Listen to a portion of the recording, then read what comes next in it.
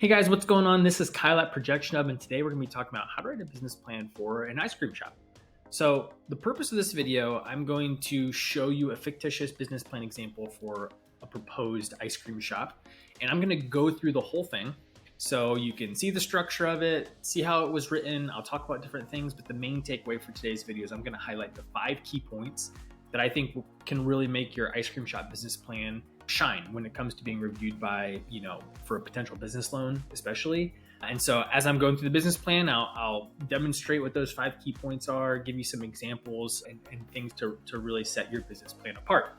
Now, as I mentioned, my name is Kyle, and I've been with Projection Hub for nearly 3 years now. And before my time with Projection Hub, I was actually an SBA lender for nearly 7 years. And so my time doing that was spent reviewing business plans, reviewing financial projections, helping people put together loan applications, taking them through the underwriting process. And during my time doing that, I got a chance to work on a few ice cream shops and actually see those through the process and even get a couple of them funded and open up. So have some experience when it comes to reviewing these. And in my time with Projection Hub and just Projection Hub in general, we've helped more than 50,000 small businesses create their financial projections, which are a key component of the loan application and the business plan process. So just a lot of experience to draw from as we're going through this.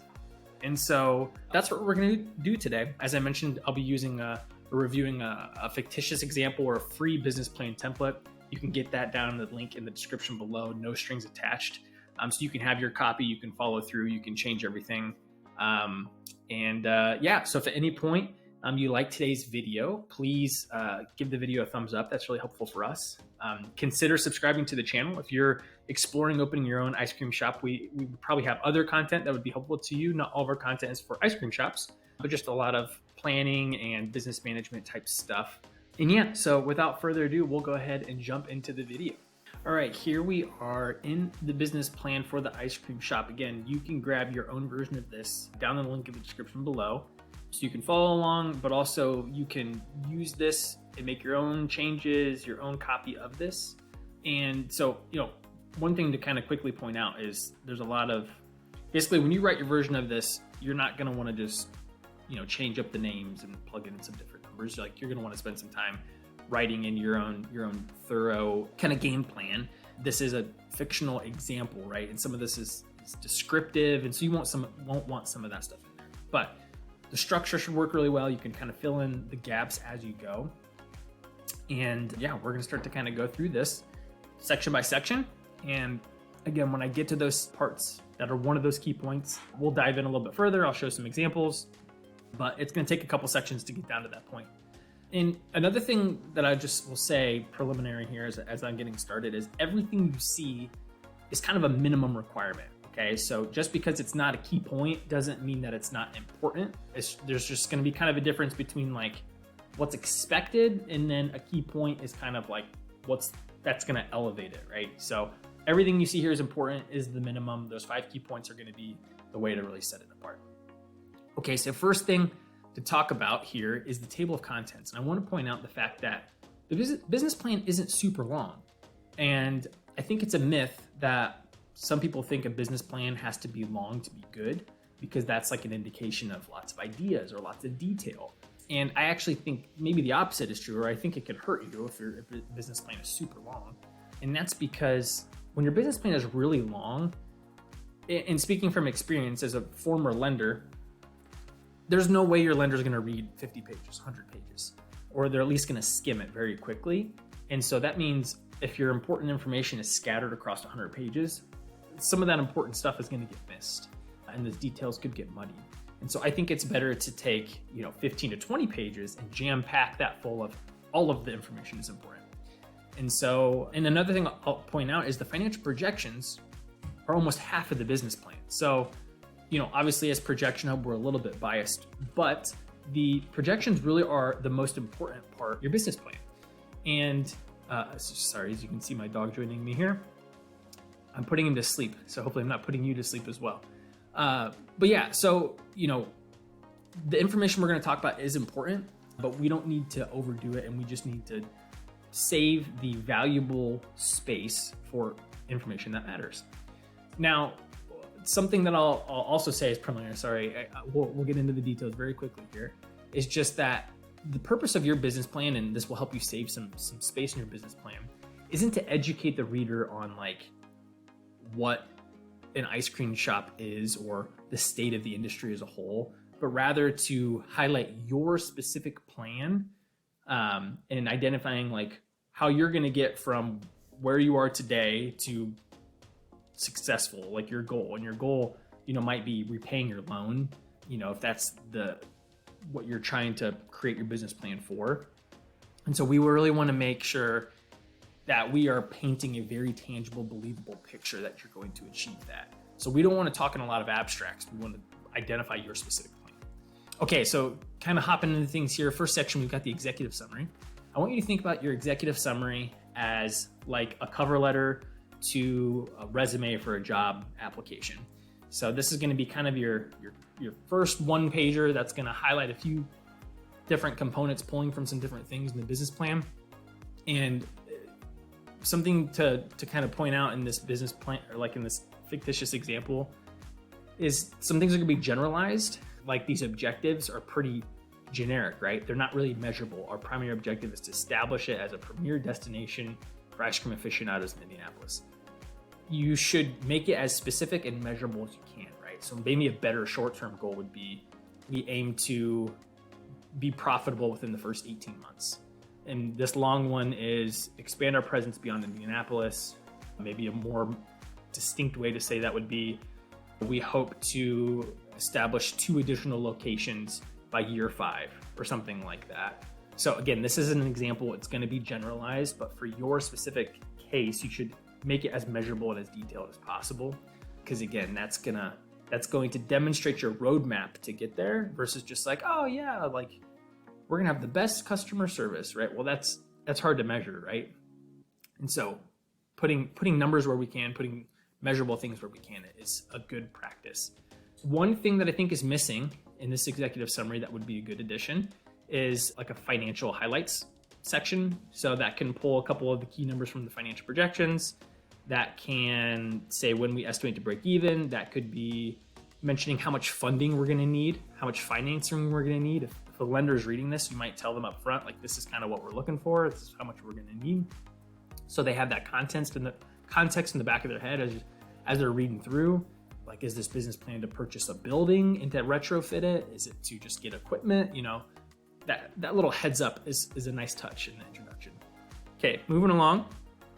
Company description, kind of just an extension of that first section, except in this case, we're getting into a little bit more of the details of the business itself. So company history, you could think about this more as like the founder story or founders. If there's multiple people, like, why did this idea come about? How is it kind of piecing together?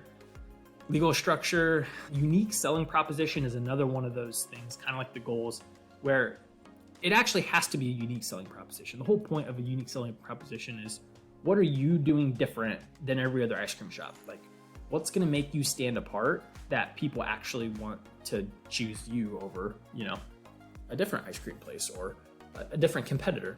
So again, I poked fun at it already, but I don't like when I read something that says we're going to have the best customer service ever, because everyone thinks they're going to have good customer service. So instead, maybe that's talking about like, well, what unique thing are you going to do to make the customer experience or customer experience even better, right? Like, what unique gimmick are you going to do? What trope are you going to kind of lean into, right? Talking about that type of thing is key there for unique selling proposition. Try to avoid being really generic there. Target market, you can drill into, if you have a target like price range, like, are you going to be high quality, high cost, luxury, homemade ice cream where you make it your own? That's going to be a different target market than, the low cost provider, that's doing like shaved ice or something like that, or snow cones or something like that. Okay, market analysis. And I know we will get to our first key point in this section, and then we'll start to hit them in more rapid succession here. So our market analysis, and again, as a reminder, everything that we talk about when we go over here is important. The key points are just going to be like, how do we elevate that section? And so the market analysis, what I want you to avoid doing is kind of the Shark Tank thing where you say the ice cream shop industry is a $12 trillion-dollar industry, and we just want to capture 0.01% of that. That's not the purpose of the market analysis or the purpose of our business plan. This is to paint the picture of the industry in your specific market that you will be addressing, and what's the state of it. 5 or 10 years ago, like the frozen yogurt craze was a new thing, right? So that would have been a good thing to talk about, in the dynamics of that, right? So is there like a new hot trend or different things in your area? That's what you can talk about there. Competitor analysis is vitally important. Now, my recommendation would be, this talks about direct competitors and I think some indirect competitors. Direct competitor would be like, who's doing most closely to what you're doing. They are an ice cream shop or they sell the same thing you do. An indirect customer might be like, the McDonald's down the street sells milkshakes and ice cream cones. So they would be probably more of an indirect competitor because there's some overlap there, but ultimately your customers probably seeking like a different experience. So including both is important, but the primary competitors or the direct competitors are going to be more important in this case, I think. So you should know, this number will change based upon where you're located and how dense the population is, but you should know every competitor within a probably 5 to 10 mile radius. If you live in a densely populated city, maybe that circle shrinks a little bit because people don't have to travel quite as far or aren't willing to travel quite as far. If you located in a more spread out rural place, that radius might be bigger because, the next closest option might be 15 minutes away. So that number can change for you, but you should definitely know, your 3 to 5 competitors, closest competitors, and you should talk about them in your business plan. You should outline who they are, what they do really well, and maybe what is something that's a weakness of theirs. So you don't have to be too proud to admit something they do really well and that they would likely do better than you. So like, for example, maybe the creamery has been around for 87 years, right? It's a staple in the community. We don't need to assume we're going to dethrone them from that, but maybe a weakness could be, they have a limited menu and it's really old school, and so there's like this new trend that they're not really participating in. Or maybe the long-standing ice cream shop has really terrible customer service and they have awful Google reviews. You can mention that in there, right? They're really, maybe under satisfying their customers, and that creates an opportunity for you. So really go into great detail on your customer landscape there. Target market analysis, we already mentioned that up here in the introduction, but you can just go into greater detail of that. And again, I mentioned market opportunities, like that could be talking about those trends again. But again, you can see things like festivals and, there's a really, like where I live, there's a really massively popular baseball diamond thing, like one of the biggest in the country. And so like that would there's a ton of businesses that have set up around that because they get such a flow of customers from these baseball tournaments and things like that, right? So that's an example of a market opportunity. But key point number 1, and then again, we'll start to go through pretty fast here, and that is talking about all those things is important. But if we really want to drive the point home, it's demonstrating some examples of actual research to support the fact that we think that there is a room in the market for our business. Now, there's some examples here, like you can conduct a foot traffic survey, pay for a market research report, all of that stuff if you'd like to. I like number 4 here because it's a really simple, quick one to show you. And that's keyword research to identify if there's a growing demand for ice cream shops in your target area. And so you can go to this free tool. You can create a free Google AdWords account. You don't have to pay or run an ad in order to have an account. You just have to create an account. And they have a tool and then keyword planner tool. And what this is going to do is simulate how often are people searching for these phrases and phrases like this in a target location. And this is going to do some interesting things. One, it's going to show us how often are things actually being searched for. So if you're interested in advertising, that can show you that. It's going to give us some keyword ideas, right? So you can maybe see trend-wise, are there specific types of ice cream related topics people are searching for, like, oh, gelato is growing a lot. Like maybe we should consider a gelato shop, that kind of thing. And then the most important thing I think this tool does is it shows us some trend data.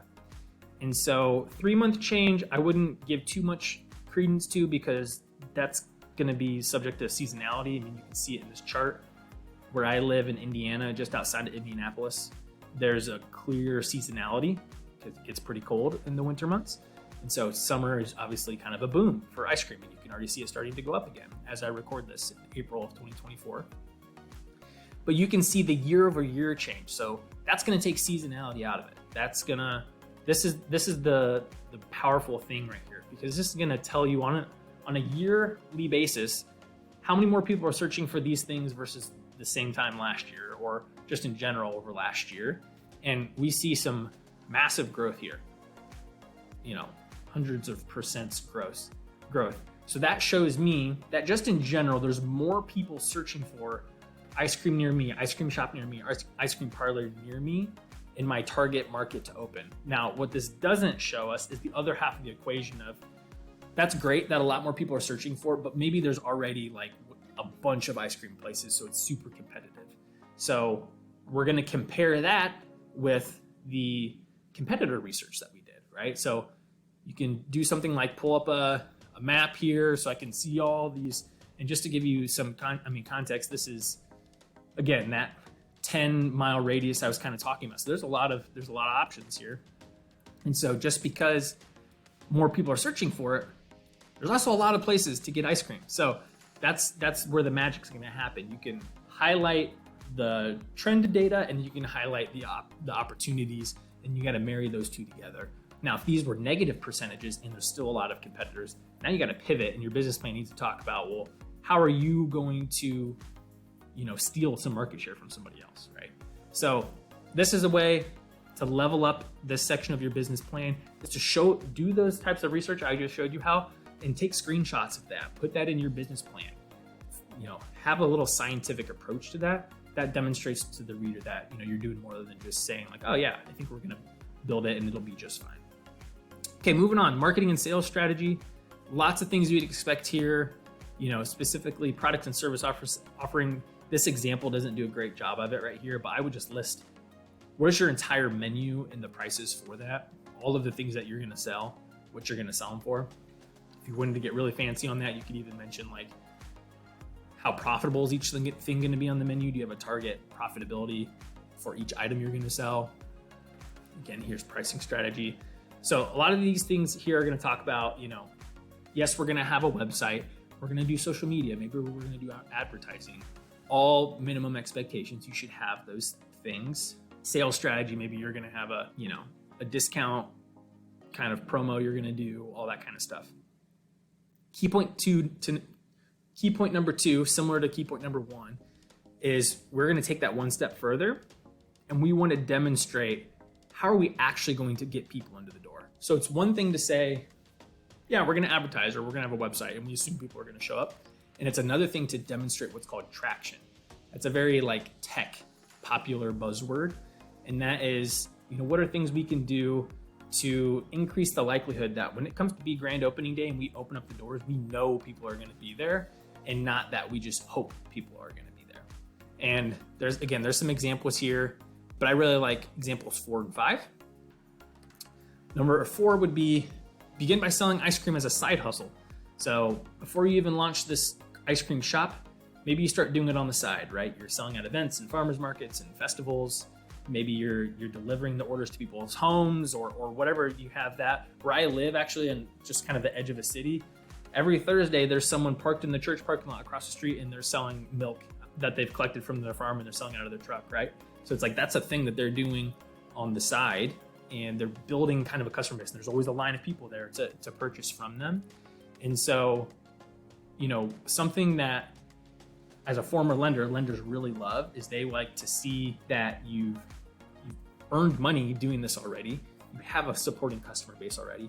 Even beyond that, it's kind of the intangibles. You have hustle, you have grit, you're willing to work really hard and make sure this thing succeeds. So the 2 best examples of traction are money, like revenue. So pre-launch revenue and names on a list, right? So example number 5 is an example of that. So maybe you create a founders club, and anyone who signs up before your grand opening receives a discount for the first year.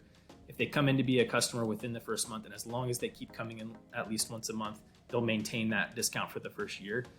So if maybe you're not pre-selling, on the side, but you can say to your lender, hey, we've got 1,300 people signed up for this Founders Club, and we think that, that's going to equate to many people actually coming through and purchasing.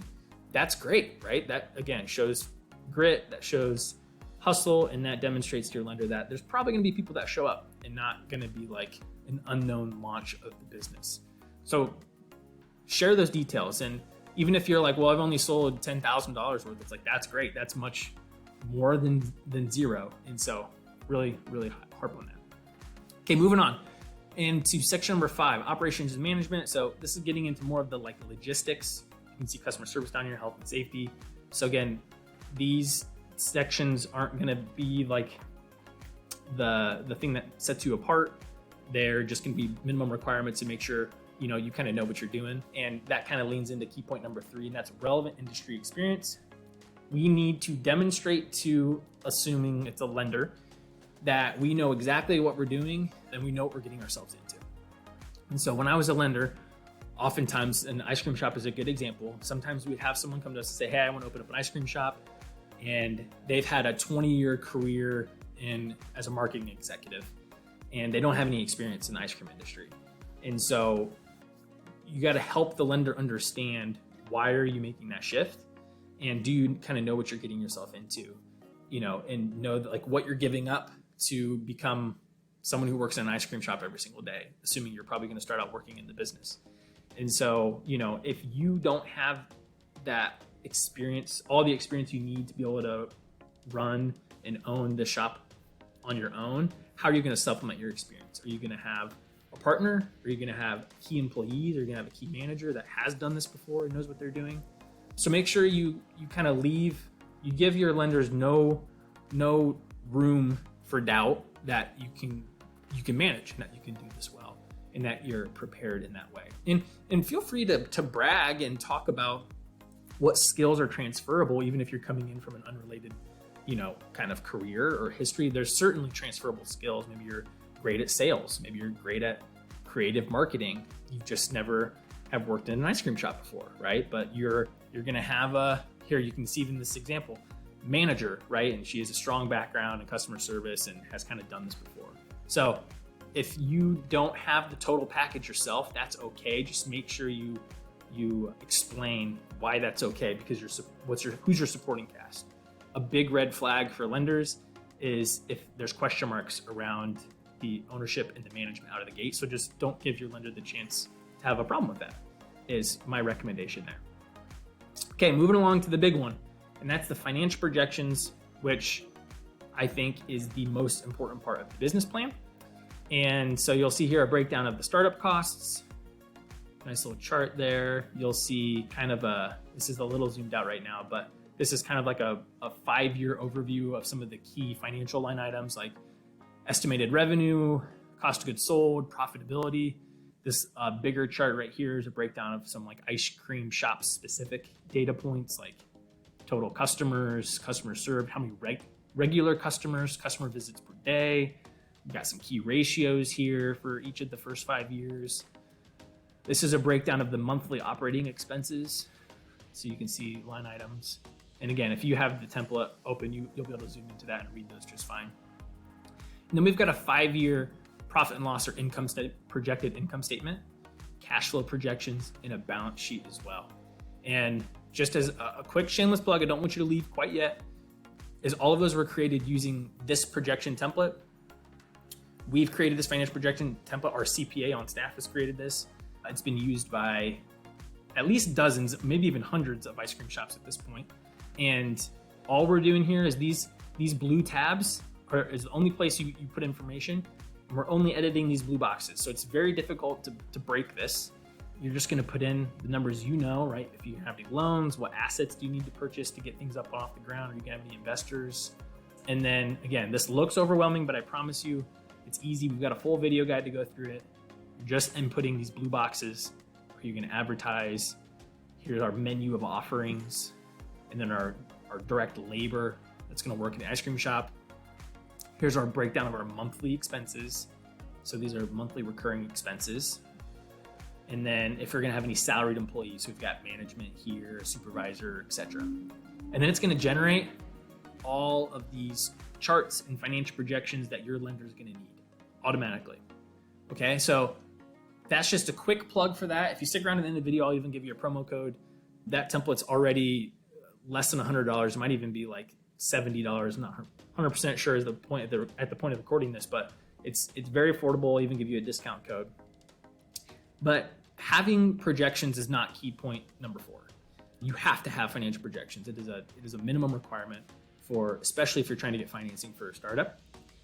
Key point number 4, scroll down to it here, is to have realistic financial projections within, industry norms. And maybe you might be wondering, like, wow, how am I supposed to know what's normal for the industry, or what's realistic? It's a great question. Very simple answer. Go to the internet, right? You can just Google things like, let's look at our financial projections. Any one of these numbers in here is going to be a key financial point, right? Any number as you're filling it out. What's typical to spend on advertising? What's a typical number of people to expect at an ice cream shop per day? Like, just research what you can and base your projections around that and what your knowledge is. And then we'll do things like, what's a typical profit margin, for an ice cream shop? And then you can go and Google that. You can use a tool like I've got pulled up, like ChatGPT, depending upon your familiarity and your comfort with a tool like this. I just asked for it to give me what are some typical benchmarks and averages for key financial data points for an ice cream shop. And because you're not just going to memorize it. Nobody just memorizes these things. And so I can see like net profit margin, 10 to 20%. Okay, I'm going to go back and look at my projections. Okay, we're in 5%, 12%, 20%, 17%. So boom, we're right there within that range. That's great. Do that for as many numbers as you want to in your projections. And I promise you that's going to make you feel so much better, right? When you dial in your prices and you see that the outputs are within the range you're supposed to be, the main thing that's going to do is make you feel at ease when you're talking to a lender and they're not, again, another red flag is if you hand your lender projections and they're way off those industry benchmarks because you didn't do that homework and double check things, that's a red flag for a lender, because then, if you're going to leave and come back and all of a sudden your numbers are now better, that kind of creates a little bit of hesitancy for them. But if the first set of projections you deliver to them is at least realistic and has those ranges, you're not going to spook them, right? You might fine tune things and make some tweaks if you need to, but like we're within range. So that's key point number 4. Make sure that your projections are realistic. Brings us to the end of our business plan here, but we've got one more key point, and that is not something you're going to write into your business plan, but especially if you're trying to get a loan, this is just some information to have in your back pocket. And that is be prepared to demonstrate skin in the game to a lender. Now, what is skin in the game? So think about if you were to buy a house and you want to buy a $100,000 house and the bank says, we'll give you $80,000 or $90,000 for the house, and then you got to come up for the other 10%, 10% or 20% of the house. So not only are you investing, you have a down payment, but the bank is holding that the house is collateral for the loan. So if you fail to pay back that loan, you're not getting your deposit back, and you're also going to lose the asset. You're going to lose the home, right? And so it works very similar with a business loan. It's just to be prepared for that. They're not going to give you a loan for 100% of the use of the funds or the loan proceed, what you need for the one. They're going to give you maybe 80% or 90%. So you got to come up with that additional cash. And then they're going to take the assets of the business as collateral using an ice cream shop. If you're buying a building as a part of your application, that's probably going to be the big chunk of the collateral there. If you're not, say you're going to rent a space and you need to buy equipment, you're probably going to be under collateralized. The equipment isn't going to be that valuable. So, if you're getting a $100,000 loan and it's primarily to retrofit this space, the loan's going to be under collateralized, and the bank's going to need to get comfortable with that. So things they might do is, one, ask if you have any personal assets or collateral you're willing to pledge, whether that's a free and clear car, a second mortgage. They also might ask if you have any co-signers. And so the reason I'm telling you all these things is just to be prepared. You don't have to come to them and say, here's all the things I want to give you, but it's just going to make things smoother and faster for you if you already know the answers to those questions. And so if you know you're going to be under collateralized and you've already decided, what am I willing to pledge personally? And I've already talked to this person who would be willing to be my cosigner. That's a very commendable thing to do, and your lender would be very impressed by that. What makes a good cosigner is pretty much someone with good credit score, and someone who has solid outside income, right? That would be not attached to the success of your business. So that being said, again, you don't have to offer that information willingly at the beginning. Just be prepared to have that conversation, and it'll help things go quite a bit smoother. So that is the end of the business plan. Go ahead and get your copy of it down in the description below. Let me grab that promo code for you. I think it's in here. Where is that at? Right there. PH20BP will get you 20% off that financial projection template that I already showed you. That's linked down in the description below as well. We've got a full video walkthrough here of how to fill out those projections. Purchase of the template comes with free support. So myself and several other team members will be on live chat and different things to answer questions that you have as you go. And we'll even review your projections for you when they're completed if you'd like us to for free. And so, yeah, if you like the video, give it a thumbs up. That's helpful for us. Consider subscribing to the channel, and email us at support@projectionhub.com if you've got any questions, or leave a comment on the video. We can answer a question there too. So we wish you the best of luck with your ice cream shop, and we'll catch you on the next video. Thanks.